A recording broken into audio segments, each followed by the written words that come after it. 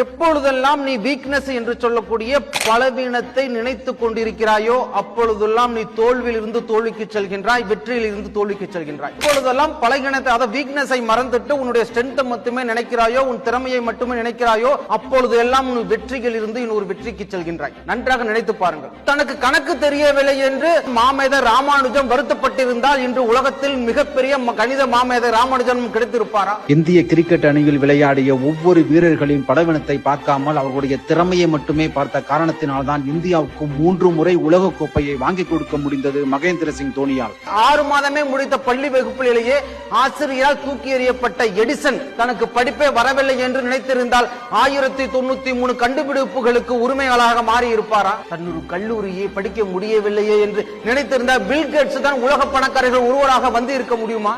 வாழ்க்கையில் வெற்றி பெற்றவர்கள் எல்லாம் தன்னிடம் உள்ள பலவீனத்தை, தன்னிடம் உள்ள வீக்னஸை மறந்துவிட்டு தன்னிடம் உள்ள திறமையை மட்டுமே நினைத்து வாழ்ந்து காட்டியவர்கள்.